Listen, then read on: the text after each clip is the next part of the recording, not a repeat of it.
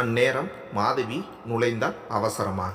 ஒரு நிமிஷம் நீதிபதி அவர்களே, தீர்ப்பை மாற்றி எழுதுங்க, கோவலன் நிரபராதி என கத்திக்கொண்டே உதயமூர்த்தி அழைத்து கொண்டு வந்தார். அனைவருமே அதிர்ந்தார்கள். ஜட்ஜு கூட உடனே தன் இருக்கையில் அமர்ந்தார். அவளோ அவசரமாக உதயமூர்த்தியை ஜட்ஜிடம் காட்டி, சிலம்பரசனுடைய உண்மையான அப்பா இவர்தான் என சொல்லி மூச்சிறைக்க ஜட்ஜ் குழம்பினார். அரசு தரப்பு வக்கீலோ அதை பொய் என வாதாட, கோவலன் தரப்பு வக்கீலோ மாதவி சொன்னதை வைத்து கொண்டு வாதாடினார். அதில் உதயமூர்த்தி வாய் திறந்தார். அனைவரையும் பார்த்து கைகூப்பி மன்னிப்பு கேட்டபடி பேச ஆரம்பித்தார். என் பேர் உதயமூர்த்தி. என் மகன்தான் சிலம்பரசன். சின்ன வயசுல இருந்தே சிலம்பு ரொம்ப கிரிமினல் புத்தியோட இருந்தான். அவனோட குணம் சரியில்லைன்னு அவனோட அம்மா அவனை அடிக்கடி திட்டுவா, அடிப்பா. அப்படியாவது அவன் திருந்துவான்னு பார்த்தா, ஆனால் ஒரு நாள் அவன் கோபத்தில் அவனோட அம்மாவையே கிணத்துல தள்ளி விட்டு கொன்னுட்டான் என சொல்லி அழுதார். அவரை யாரும் தடுக்கவில்லை. அவரே சில நொடிகள் கழித்து தன்னை ஆசுவாசப்படுத்தி கொண்டு, அந்த சமயத்தில் அவனை காப்பாற்ற நினச்சி கால் தடுமாறி என் மனைவி கிணத்துல விழுந்துட்டதா சொல்லி உண்மையை மூடி மறைச்சேன். அதுவே சிலம்புவுக்கு சாதகமாகி போடுகிடுச்சு. என் மனைவி இறந்த பின்னாடி எனக்கு சிலம்பு மேலே கோபம், ஆத்திரம். அவனை நான் வெறுத்தேன். எனக்கு மகனாக இருக்கக்கூட அவனுக்கு தகுதி இல்லைன்னு நினச்சி ஒதுக்கினேன்.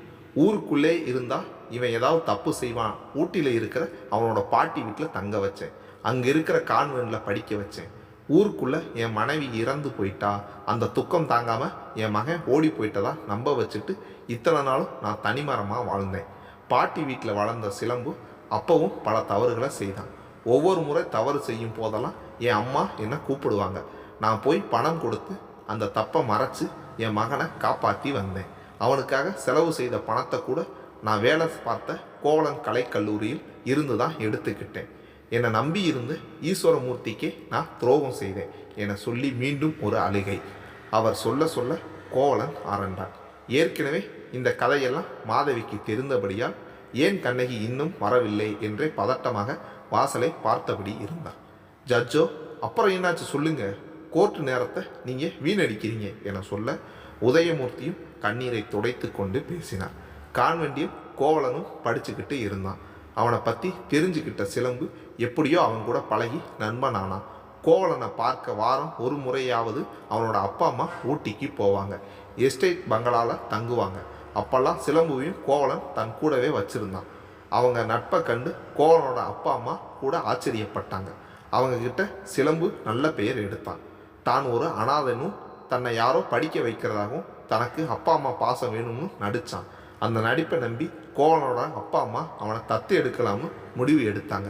தத்து எடுத்தால் தனக்கு சொத்து வரும் சிலம்பு ஆசைப்பட்டான். ஆனால் இந்த விஷயத்துக்கு ஈஸ்வரமூர்த்தி தடையாக இருந்தார். மகனையும் மருமகளையும் உடனே ஊருக்கு வர சொன்னார். ஈஸ்வரமூர்த்தியை எதிர்த்து தங்களால் எதையும் செய்ய முடியாது என கை விரிச்சிட்டாங்க. அதில் சிலம்புவுக்கு கோபம். அதில் அவன் கோபத்தில் அந்த குடும்பமே இருக்கக்கூடாதுன்னு நினச்சி காரில் இருந்த வயர்களை அறுத்தான். அதன் காரணமாகவே கார் விபத்தாயிடுச்சு. இதில் கோவலன் பங்கு எதுவும் இல்லை என சொல்ல கோவலனுக்கு திக்கென்றது. அதுநாள் வரை தன் தாய் தந்தை இறப்புக்கு தான் காரணம் என குற்ற உணர்வில் இருந்தவனுக்கு இப்போது நிம்மதி பிறந்தது. ஆனாலும் கோபத்தில் உதயமூர்த்தியை அடிக்க வர அவனை போலீசார் பிடித்து கொண்டனர். அமைதியாக இருங்க கோவலன், அவர் பேசட்டும் என ஜட்ஜ் சொல்ல கோவலன் அமைதியானான். உதயமூர்த்தியோ மேற்கொண்டு பேசினார். சிலம்புவால தான் கார் விபத்தான விஷயம் எனக்கு தெரிஞ்சது. வழக்கம் போல பணம் கொடுத்து அதை விபத்தாக மாற்றினேன். அப்பவும் அவங்கிட்ட எடுத்து சொன்னேன், வேணா ஒழுங்காயிருன்னு. ஆனால் அவன் கேட்கல. செய்கிற தப்பை செய்துட்டு கோவலனோட நட்பாகவே பழகினான். படித்தான். அவனோட கல்லூரியே வேலைக்கு சேர்ந்தான். எப்படியாவது குறுக்கு வழியிலையாவது பெரிய ஆளாகணும், ஆடம்பரமாக வாழணுங்கிறது அவனோட ஆசை. அதுக்காக பிரின்சிபல் பதவிக்கு ஆசைப்பட்டான். அப்போ நான் தானே அங்கே பிரின்சிபலாக இருந்தேன். முடியாதுன்னு சொன்னேன். உன்னால் எல்லா மாணவர்களும் கெட்டு போயிடுவாங்கன்னு சொன்னேன். ஆனால் அவன் பிடிவாதம் பிடித்தான். அவன் செஞ்ச தப்பை அவனுக்கு சொல்லி மிரட்ட பார்த்தா அவனும் தன்னை காப்பாற்ற நான் செய்த தப்பை எடுத்து சொல்லி மிரட்டியே வைஸ் பிரின்சிபல் பதவிக்கு வந்தான். ஏற்கனவே அவனுக்காக கல்லூரியில் இருந்து நிறைய பணத்தை செலவழித்தேன். அதுக்கான கணக்கு வழக்குகளை நானே சரியாக்கினேன். சிலம்பு வந்த பின்னாடி அடிக்கடி பணம் கேட்டு தொல்லை கொடுக்க ஆரம்பித்தான். அதுக்காக நானும் வேறு வழி இல்லாமல் கல்லூரி பணத்தை திருட ஆரம்பித்தேன். கோவலன் லண்டனில் படித்து முடிச்சுட்டு வந்து தாளாளர் ஆன பின்னாடி எனக்கு பயமே வந்தது. எங்க கணக்கு வழக்கு பார்த்தா நம்ம தப்பு வெளியே வந்துடுமோன்னு பயந்தேன். ஆனால் சிலம்புவோ கோவலனை தன் கைக்குள்ள வச்சுக்கிட்டான். அந்த கல்லூரி மோசமாக மாறினதுக்கு அவன் தான் காரணம். ஒழுங்காக இருந்த காலேஜில் புதுமையை புகுத்துறேன்னு தப்பான யோசனைகளை கோவலனுக்கு சொல்லி வச்சான். கோவலனும் அதை நம்பி அப்படியே செயல்படுத்தினான். அதனால் என்னாச்சு, கல்லூரி ஒழுங்காக நடக்காமல் போயிடுச்சு. அதை பற்றி யாராவது ஈஸ்வரமூர்த்தி கிட்ட சொல்லி வைப்பாங்கன்னு தெரியும். அதனால் நானே போய் காலேஜ் இப்படி நடக்குதுன்னு சொல்லி வச்சேன். அவனும் வருத்தப்பட்டான். இப்படியே போனால் ஒரு நாள் ஈஸ்வரமூர்த்திக்கு சந்தேகம் வந்துடும். நாங்கள் 2 பேரும் மாட்டிக்குவோம்னு நினச்சி நான் பிரின்ஸிபல் பதவியை விட்டு விலகிறதா முடிவு எடுத்தேன். என்னால் முடியலை. என் வேலையை சரி செய்ய விடாமல் தடுத்தான் சிலம்பு. அவனால் நானும் நிறைய தப்புகளை செய்து எங்கே நானும் மாட்டிக்குவோன்னு பயந்து கடைசியில் எனக்கு இதய நோயே வந்துடுச்சு. 2 முறை அட்டாக் வந்தது. 3வது முறை வந்தால் என்னை காப்பாற்ற முடியாதுன்னு மருத்துவர் சொன்ன பின்னாடி தான் நான் உஷாரானேன். எனக்கு என் உயிர் முக்கியம். இது நாள் வரை சிலம்புவுக்கு எல்லாம் செய்தாச்சு. இனி அவனுக்கு உதவக்கூடாது. கல்லூரி இந்த கதியானதுக்கு நாம தானே காரணம். அதனால் நான் குற்ற உணர்ச்சியில் இருந்தேன். நான் செய்த தப்பை நானே சரியாக்க எண்ணி என்னோட வேலையை ராஜினாமா செய்து அதுக்கு பதிலாக அந்த இடத்துக்கு கண்ணகியை நியமித்தேன். அது என் பையனுக்கு சுத்தமாக பிடிக்கலை. என்கிட்ட வந்து சண்டை போட்டான். அவன் தான் பிரின்ஸிபல் ஆகணும்னு சொன்னான். ஆனால் என்னால் முடியாதுன்னு சொல்லிட்டேன். அதிலிருந்து அவனுக்கு நான் எதிரியானேன். கண்ணகியும் அந்த கல்லூரியை கஷ்டப்பட்டு வழிநடத்தி நல்ல நிலைமைக்கு கொண்டு வந்தான். கண்ணகியை ஒழிக்கணும்னு சிலம்பு திட்டம் தீட்டினான். கண்ணகியை காப்பாற்றணுங்கிற எண்ணத்தில் நான் ஈஸ்வரமூர்த்தி கிட்ட கண்ணகிக்கும் கோவலனுக்கும் கல்யாணம் செய்து வைக்கணும்னு வற்புறுத்தினேன். அதில் அவனும் கோவலனை பிளாக்மெயில் செய்து கல்யாணம் நடத்தி வச்சாப்புல. இதனால் கண்ணகி காப்பாற்றப்பட்டான். அதுவே சிலம்புவுக்கு பிடிக்கலை. என்ன திட்டினா அடித்தான். பொறுத்துக்கிட்டேன்.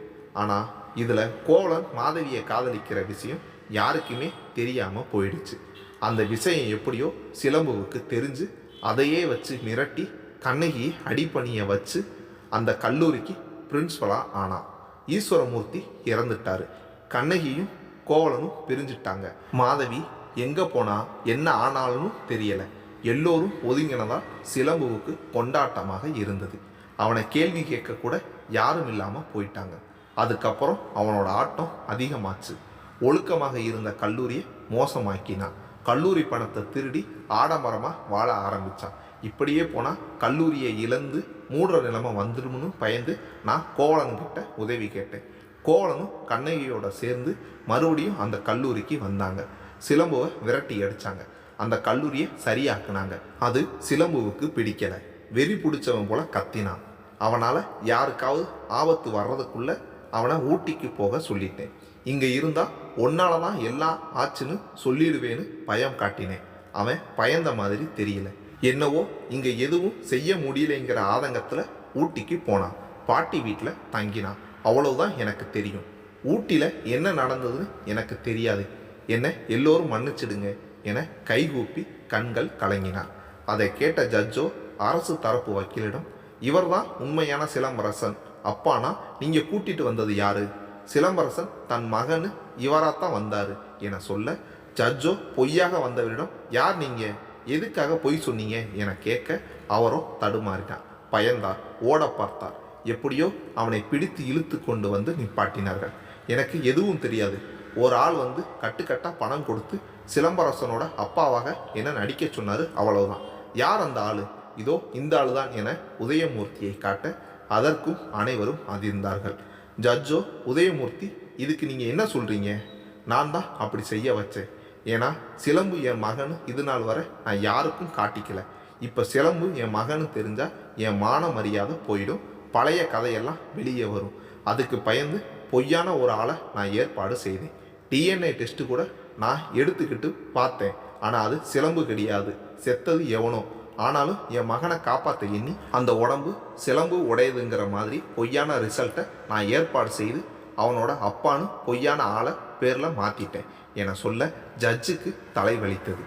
இப்போ உங்கள் பையன் எங்கே இருக்கான் தெரியலை என சொல்ல ஜட்ஜோ கோவலனது வக்கீலிடம், தீர்ப்பு எழுதிட்டேன்.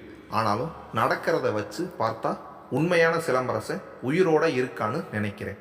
அதனால் தீர்ப்பை மாற்றிடுறேன். உங்களுக்கு கால அவகாசம் தர்றேன். அதே போல காவல்துறையினருக்கும் இறந்து போன உடல் யாருடையது என கண்டுபிடிக்கவும் உண்மையான சிலம்பரசன் எங்கே இருக்கானுங்கிறதையும் கண்டுபிடிக்குமாறு நான் ஆணையிடுறேன் என சொல்லி முடிக்க அதே நேரம் கண்ணகி வந்தார். நீதிபதி அவர்களே என கம்பீரமாக அழைத்தபடி சிலம்புவை அழைத்து கொண்டு வந்து நின்றாள்.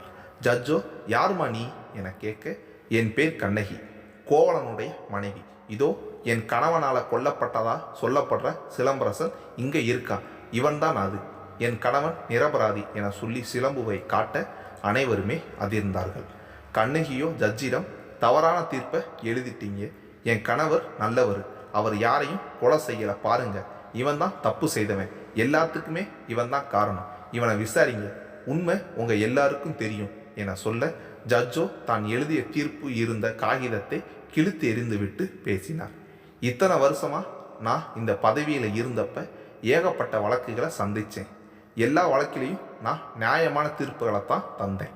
என் மேலே அனைவருக்கும் நல்ல மதிப்பு இருந்தது.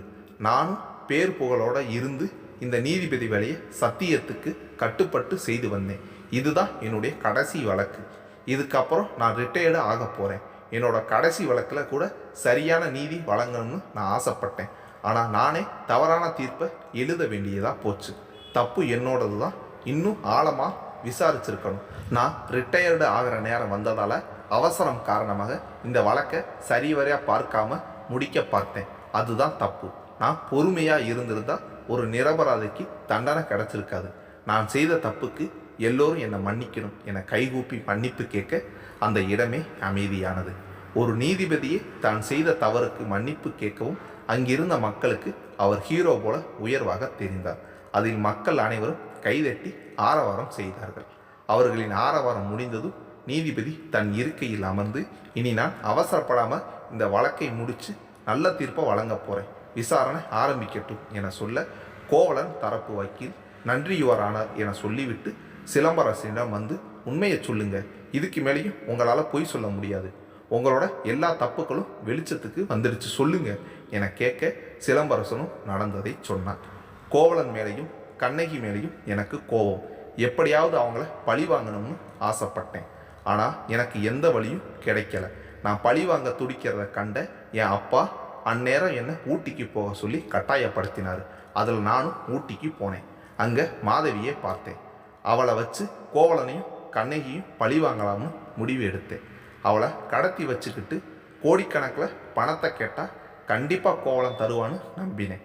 அதுக்காக அவளை பிடிக்க பார்த்தேன். தப்பிச்சுக்கிட்டே இருந்தா. ஒரு நாள் வசமாக சிக்கினான். அவளை பிடிக்க போனப்ப கோவலன் வந்து நிறுத்தினான். அவனை நான் அந்த இடத்தில் எதிர்பார்க்கலை. எனக்கும் அவனுக்கும் சண்டை ஆரம்பித்தது. அவன் அடித்த அடியில் நான் மயங்கி போனேன். என்னை விட்டுட்டு அவங்க போயிட்டாங்க போல. நான் மயக்கம் தெளிஞ்சு எழுந்து பார்த்தேன். யாருமே இல்லை. எனக்கு கோபம், ஆத்திரம், வெறியில் என்ன செய்யறதுனே தெரியல. அந்த சமயம் அந்த பக்கமாக ஒரு ஆள் போனான். என் கண்ணுக்கு அவன் தான் கோவலன் போல தெரிஞ்சான். கோவத்தில் ஆத்திரத்தில் அவனை போட்டு அடித்து உதச்சி அவனை கொன்னேன். அப்புறம்தான் தெரிஞ்சது அது கோவலன் இல்லைன்னு. யாருன்னே தெரியாத ஒருத்தரை நான் கொன்னுட்டேன். இந்த விஷயம் வெளியே தெரிஞ்சால் நான் ஜெயிலுக்கு போகணும். அதுக்கு பயந்தேன். அதே சமயம் கோவலனை பழிவாங்க எனக்கு ஒரு வாய்ப்பு கிடைச்சதா நினச்சி நான் கொலை செய்தவனை பார்த்தேன். அவனது முகத்தை மட்டும் கல்லால் அடித்து சிதைச்சிட்டு என்னோட பொருட்களை அவன் பக்கம் வச்சேன். என்னுடைய உடையை அவனுக்கு உடுத்திட்டு அவனோட உடையை நான் உடுத்திக்கிட்டேன். அந்த உடம்பை அங்கேயே போட்டுட்டு நேராக கோவலன் இருந்த எஸ்டேட் பங்களாவுக்கு போனேன். அங்கே கோவலன் மாதவிக்கு ஆறுதலாக இருந்ததை பார்த்து தாங்க முடியாமல் நொந்து போனேன். அவங்க அசந்த நேரம் பார்த்து கோவலனோட சில பொருட்களை திருடி கொண்டு வந்து அதை செத்த பிணத்துக்கிட்ட போட்டுட்டு நான் பாட்டி வீட்டில் போய் தங்கிட்டேன். அதுக்கப்புறம் நான் நினச்ச மாதிரி இந்த விஷயம் பெருசாச்சு. கோவலன் கைதானான். நான் சந்தோஷப்பட்டேன். அவங்களுக்கு ஆதாரமே கிடைக்காத மாதிரி நான் செய்தேன். ஆனால் அப்படியும் நான் கண்ணகிக்கிட்ட மாட்டிக்கிட்டேன் என சொல்ல ஜட்ஜோ தப்பை ஒத்துக்கிறீங்களா என கேட்க சிலம்புவும் ஒத்துக்கிறேன் என்றான் அமைதியாக. அதில் ஜட்ஜோ இருந்த கோவத்தில் தீர்ப்பு எழுதினார். சின்ன வயசுல இருந்து சிலம்பரசன் செய்த தப்புக்கு தண்டனை கிடைக்கல. அவன் செய்த ஒவ்வொரு தப்பையும் மூடி மறைச்ச அவனோட அப்பாவுக்கு ஆயுள் தண்டனை விதிக்கிறேன். மகனை நல்வழிப்படுத்தாமல் விட்டதுக்கும் அவனால் பல பேர் பாதிக்கப்பட்டதுக்கும் அவருக்கு இந்த தண்டனை. அதே போல் சிலம்பரசன் செய்த நிறைய தவறுகளுக்கு அப்போவே தண்டனை கிடச்சிருந்தா அவன் திருந்தி இருப்பான், மேற்கொண்டு தவறு செய்திருக்க மாட்டான். அவன் முன்னாடி செய்த தப்புகளுக்கு ஆதாரங்கள் இல்லை, அதுக்கான வழக்குகளும் பதிவாகலை. இருந்தாலும் மனசாட்சிப்படி அவன் செய்த எல்லா தப்புகளையும் ஒத்துக்கிட்டதால் அதை கணக்கில் கொண்டு அவனுக்கு இரட்டை ஆயுள் தண்டனை வழங்கும்படி தீர்ப்பளிக்கிறேன். குற்றவாளி என சொல்லப்பட்ட கோவலனை நிரபராதி என தீர்ப்பளிக்கிறேன் என சொல்லி தீர்ப்பை எழுதி முடித்துவிட்டு எழுந்து நிற்க அனைவரும் எழுந்து கைதட்டி ஆரவாரம் செய்தார்கள். அதோடு அந்த ஜட்ஜ் தன் பதவி காலத்தை முடித்து ரிட்டையர்ட் ஆனார். தன் வீட்டிற்கு செல்லும் முன் கண்ணகி, கோவலன், மாதவி இம்மூவருக்கும் நன்றி சொன்னார். சரியான நேரத்தில் நீங்கள் மட்டும் ஆதாரத்தோடு வராமல் இருந்திருந்தால் என்னோட கடைசி வழக்கில் தவறான தீர்ப்பு கொடுத்துட்டோமேன்னு நினச்சி குற்ற உணர்ச்சியிலே நான் இறந்து போயிருப்பேன். ஐயோ, ஏன் இப்படி சொல்கிறீங்க என கோவலன் சொல்ல, அதற்கு அவரோ, உண்மைதான், நான் ரொம்ப ஸ்ட்ரிக்டான ஆள், அதனாலேயே எனக்கு நிறைய முறை இடமாற்றம் வந்தது. நான் நேர்மையாக இருந்து பல வழக்குகளுக்கு தீர்ப்பு சொல்லியிருக்கேன்.